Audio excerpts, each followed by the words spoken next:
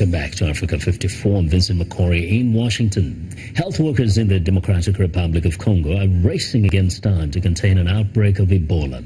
So far, the World Health Organization reports at least 25 people have died out of the 58 people who have gotten the virus. VOA's Carol Pearson reports efforts to vaccinate people exposed to Ebola started last month.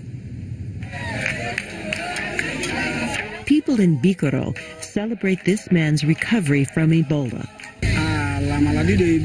Mwangi Nondi says he developed a fever after caring for his brother who died from Ebola. But Nondi is better now after receiving the Ebola vaccine. Doctors in Congo say they have not been able to vaccinate everyone who has been exposed to the virus, and they're still finding new cases that are not linked to cases they have already confirmed.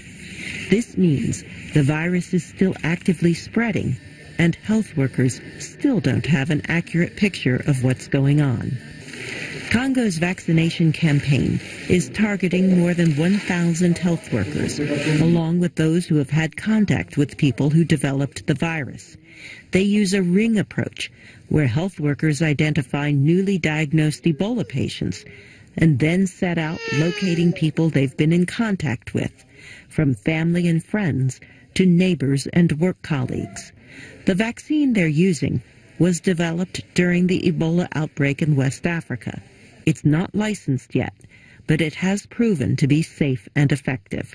What it does, it teaches the immune system to recognize those Ebola proteins on the surface of this modified virus, and in doing so, create a protective response against that. Because the vaccine can only be tested when there's an Ebola outbreak, there are many unknowns. What we're trying to do now is to establish how effective is this vaccine. Do you need 1 dose or 2 doses to be protective? And once you've been injected or vaccinated with this, how long does that protection last for as well? Containing the virus is difficult because many areas impacted by the outbreak are close to heavily used waterways. It started in rural Bikoro, then moved to Mbandaka, a busy port city along the Congo River. People use the river to bring produce to the country's capital, Kinshasa. Health workers say keeping Ebola out of heavily populated areas is critical to containing this outbreak. Carol Pearson, VOA News, Washington. The National Drug Law Enforcement Agency has pledged to checkmate the increasing rate of drug abuse among young people while advocating continued sensitization as a viable solution.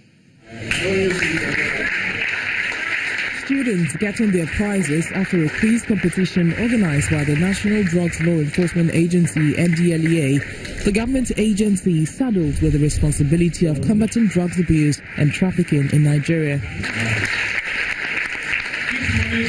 This competition, a part of the Drug-Free Club program, is the latest strategy by the NDLEA to test the knowledge of the students on matters relating to drug use and abuse, with secondary school students as targets. This comes in the wake of the recent ban on codeine and tramadol after investigation into its use by young people.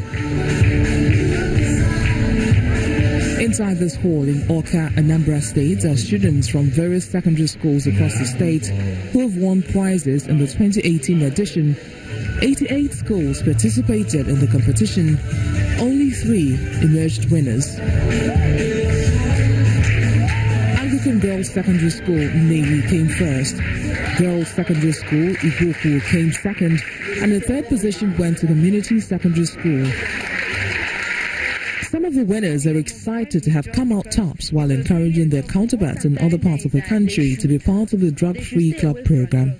My advice to other students is that they should register for this very quiz. They should belong to Drug-Free Club because it will be of great profit to them. They should stay away from drugs, and also they should lead their books so that they will be future leaders of tomorrow, because the society at large depends on the youth.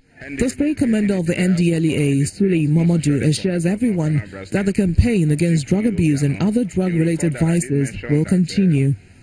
When the governor gave an approval, Chief Udobiano, that they should establish drug-free clubs in schools, that's when we thought of this quiz contest. in order to motivate the students to join this club and spread the message of saying no to drug abuse. The NDLEA says it's encouraged by the results of this campaign, even though it knows there is a lot more to be done to spread the message and say no to drugs. I don't want to see any of you in psychiatric hospital. Well, it's time now for a short break. As we do, we remind you to visit our website at channelstv.com for news and programming around the clock. You can also find us at youtube.com/channelsweb. Still to come. Remembering the life and career of Leo Sarkisian, the creator of the Voice of America's long and running program Music Time in Africa. That story after the break.